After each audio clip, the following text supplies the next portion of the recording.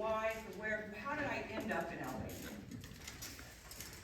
I've done some other biking vacations before in Italy, and I have friends who do these kind of crazy things. And a friend of mine came to me and she said, there's a group that I've met. They're going to Albania for 10 days. Would you like to go? And I said, where's Albania? So I learned a little bit about Albania, and I said, all right, that sounds fun. I've never challenged myself for that long of a bike trip. 8 days on a bike every day. But I said, I'm in. Now, I have to preface this that we are on e-bikes. So I used to do this on regular bikes, admittedly, but it takes a lot to get ready for those kind of trips. It takes a lot to train for those kind of trips. So e-bikes are the way to go. It's like a bike with an easy bike, right? You get to that hill and you go, I can do this hill, and you can stay out there all day. Now, it's not, you are working out. Okay, I have to, I would come back and say, oh, I only did 6 hours on an e-bike. It's like, come on, it's 6 hours on a bike. And we saw beautiful, wonderful things. I like vacations where you're not doing the tourist thing. I don't think we saw one other American besides the Americans in our group in Albania. There were Germans, there were a lot of other foreign countries. There were no Americans. Very little English was spoken. So I'll tell you a little bit about Albania. In fact, we have a map I gave everyone just to give you some perspective. That little color dot down there, that is Albania. It's north of Greece. It's on the just across the boot heel from Italy. So there's a lot of Italian influence. Albania as a country has been free from communism for the last 30 years. It was communist for 40 years, starting in 1945 after World War II. And that years of communism really stymied the growth of that country. They had a dictator who was convinced that the end of the world was near and put in a bajillion bunkers throughout the country. You walk around, there'll be these domes everywhere. And there were houses where each family had their own dome. We saw this. So in case the end was there, you would get into your bunker, and then the dome had little gun windows in the top. So I guess you could protect yourself when the apocalypse was happening.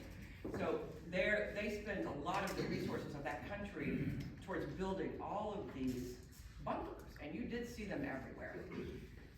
It got even worse during that communist regime because they did not leave communism until 91 approximately. So we know a lot of the countries in Eastern Europe in 89 went to, communism was over. But those 2 years, I guess, they were convinced that the whole world was against them. Both the West, the East, everyone was going to get them. And it really brought the attention in that country to a height. And we did tour some. We went to some museums in the capital city of Tehran that I can't remember. But we went on a tour of a museum that talked about the years of communism there and suppression, and it was a very horrible place to live, it sounds like, for those years. But the 30 years since then, they've been trying to come back economically. They are a member of NATO. They're trying to get into the European Union. Read a little bit about how you get into the European Union. You have to have proof of freedom, free speech, a lot of things they have to go through. Apparently they're still working on that. That's a long process. And that will help the country eventually as they get there because they can't trade in free markets. And we learned that when we stopped and talked to farmers along the way, and they said, I have all these apples here and I can't sell them because we're not part of the European Union. So it's kind of sad. So hopefully they'll get there. But it's a beautiful country. The people were absolutely fabulous. We had 18 people in our group. The oldest was 75. Many of the women were older than 70. These women have done these vacations together for years, and they all knew each other. They've done biking vacations like this. So every day we get up, pack your bags. We have our leader named Yuli, and he is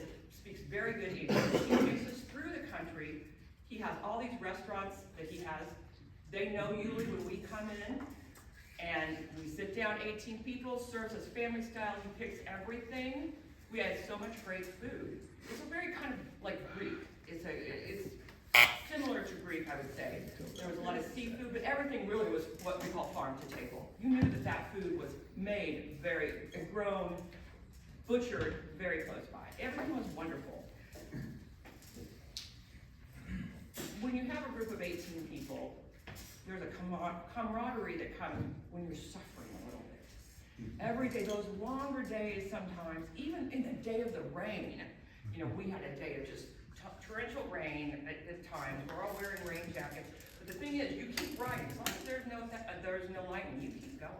So we kept going. Those were tough days.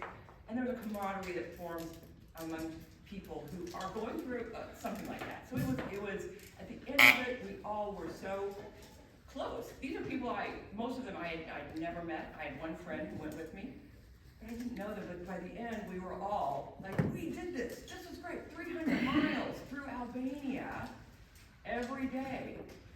And it was an experience that I'll always remember. And I'll do these kind of vacations again. I know I will. And I have to tell you the story of what happened when I came back. Who's ever had a colonoscopy?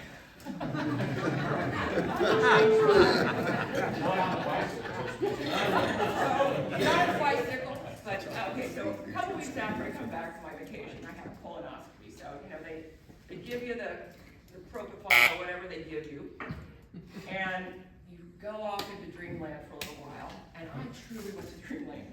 I was on my vacation again. I was with my friends. I was like, oh my gosh, I'm so glad to be back here with you guys.